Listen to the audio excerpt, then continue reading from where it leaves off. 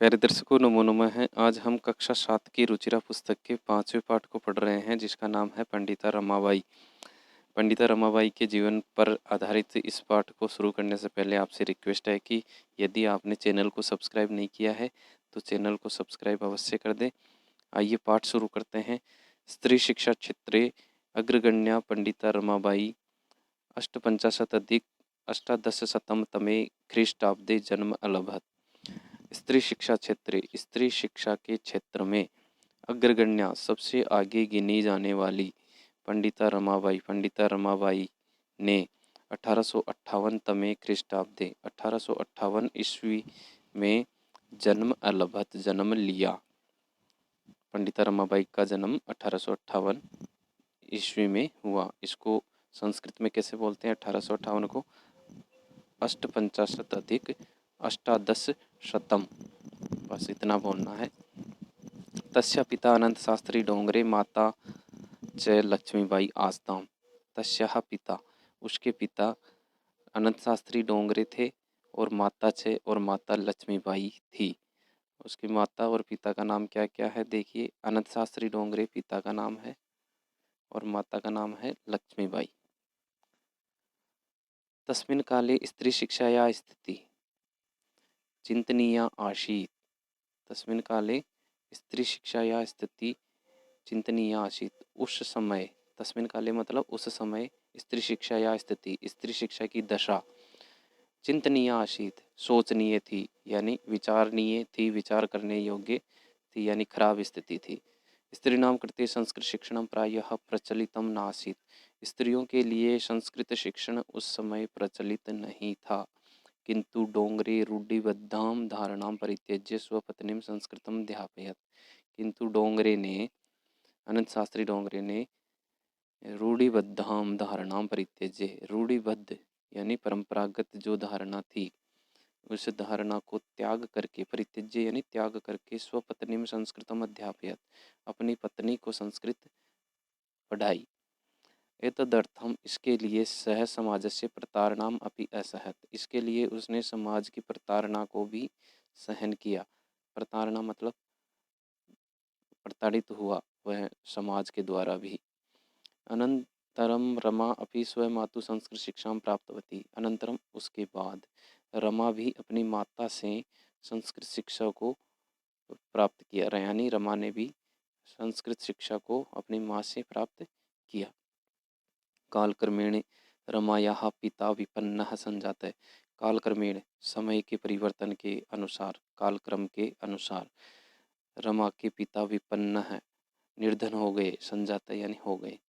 तस्या पितरौ ज्येष्ठा भगिनी च।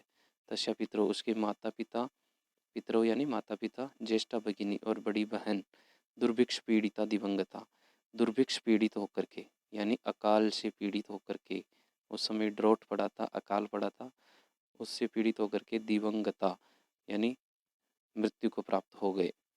तदनंतरम रमा स्वज्येष्ठ भ्रात्रा सह पद्भ्याम समग्रम भारतम अभ्रमत। तदनंतर उसके बाद रमा अपने बड़े भाई के साथ पद्भ्याम पैदल ही, समग्रम संपूर्ण, भारतम अभ्रमत भारत में घूमने लगी। भ्रमण क्रमेशा घूमने के क्रम में, भ्रमण क्रम यानी घूमने के, भ्रमण के क्रम में, सा यानी वह कोलकाता प्राप्त, कोलकाता पहुंच गई। संस्कृत विदुषेण सा तत्र पंडिता सरस्वती चेति उपाधिभ्याम विभूषिता। संस्कृत की विदुषी होने के कारण, संस्कृत की विद्वत्ता के कारण से, विदुषेण यानी विद्वत्ता के कारण से, क्योंकि उसने अपनी मम्मी से, अपनी माँ से संस्कृत शिक्षा प्राप्त की थी, तो वो बड़ी विद्वान हो गई थी और उसी विद्वत्ता के कारण से वहाँ, कहाँ, कोलकाता में उसे पंडिता और सरस्वती, ये दो नाम अलग से उसे उपाधि के रूप में मिले। तत्रैव सा ब्रह्म समाजेन प्रभाविता वेदाध्ययनम अकरोत्, और वहीं पर वह ब्रह्म समाज से प्रभावित होकर के वेदों का अध्ययन उसने किया। पश्चात सा स्त्रीणां कृते वेदादीनां शास्त्राणां शिक्षायै आंदोलनम प्रारब्धवती।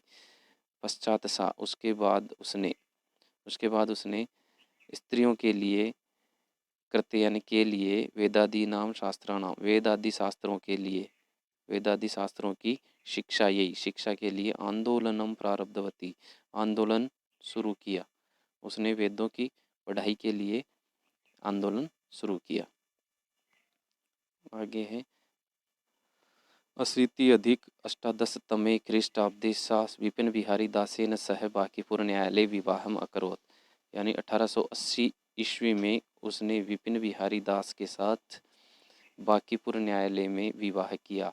सार्धेक वर्षानंतरम, सार्धेक वर्षात, सार्धेक, सार्ध का मतलब होता है आधा, एक का मतलब एक, यानी एक और आधा 1.5 वर्ष के बाद, यानी 18 महीनों के बाद तस्या पति दिवंगत है, उसके पति दिवंगत है, मर गए, निधन को प्राप्त हो गए। तदनंतरम सा पुत्र्या मनोरमया सह, उसके बाद वह अपनी पुत्री मनोरमा के साथ, मनोरमया सह मतलब मनोरमा के साथ, उसकी पुत्री का नाम है मनोरमा, जन्मभूमि महाराष्ट्रम प्रत्यागच्छत, महाराष्ट्र पुनः आ गई, महाराष्ट्र में वह आई जहाँ जो उसकी जन्मभूमि थी।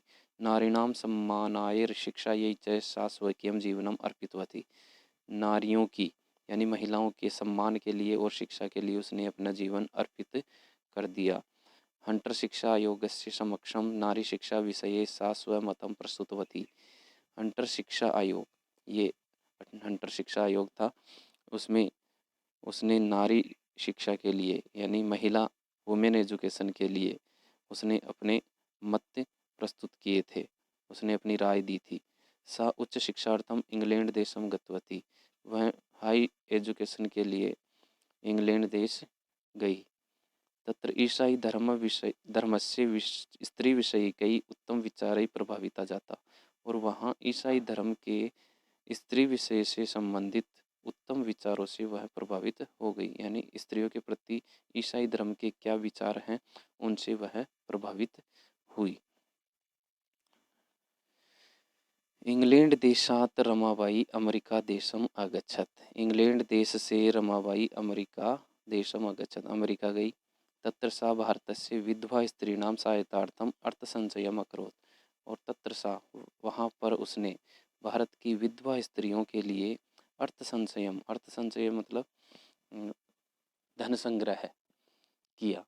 भारतम प्रत्यागत्य, भारत लौट करके, मुंबई नगरे, मुंबई नगर में सा उसने शारदा सदनम, शारदा सदन को स्थापित किया, उसने शारदा सदन की स्थापना मुंबई नगर में की। अस्मिन् आश्रमे निस्सायाः स्त्रियः निवसन्ति स्म, और इस आश्रम में निस्सहाय स्त्रियां रहती थी, हेल्पलेस वुमेन वहाँ पर रहती थी। तत्र स्त्रियः मुद्रण टंकन काष्ठकलादि नाम च प्रशिक्षणम लभन्ते स्म, और वहाँ पर स्त्रियां मुद्रण टंकन और काष्ठकला, मुद्रण यानी छपाई, टंकन मतलब होता है टाइपिंग का कार्य, और काष्ठकला यानी लकड़ी की कलाकारी, इनका प्रशिक्षण वो लेती थी। परंतु इदम सदनम पुणे नगरे स्थानांतरितम जातम, और ये सदन था जो शारदा सदन था वह पुणे नगर में स्थानांतरित कर दिया, इसको शिफ्ट कर दिया। ततः पुणे नगर से समीपे केडगांव स्थाने मुक्ति मिशन नाम संस्थानम तया स्थापितम, और उसके बाद पुणे नगर के पास में ही केडगांव नामक स्थान पर मुक्ति मिशन नाम का संस्थान उसके द्वारा स्थापित किया गया।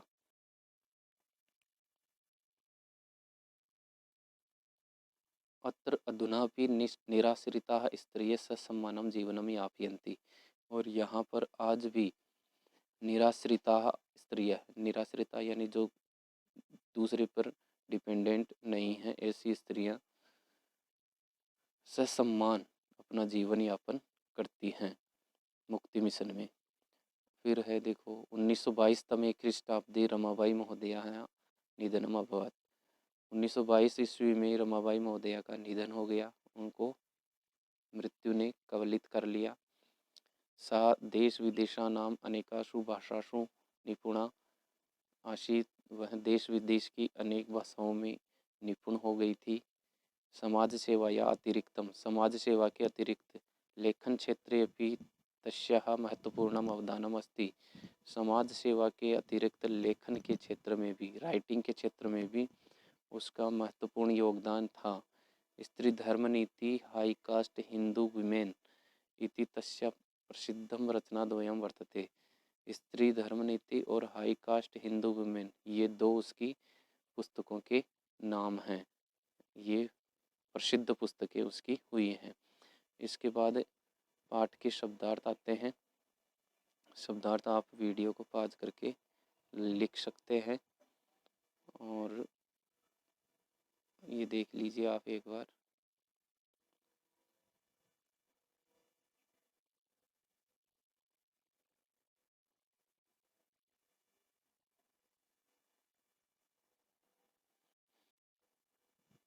इसके बाद प्रश्नोत्तर आते हैं। प्रश्नोत्तर मैं आपको अगले वीडियो में बताऊंगा। तब तक के लिए धन्यवाद।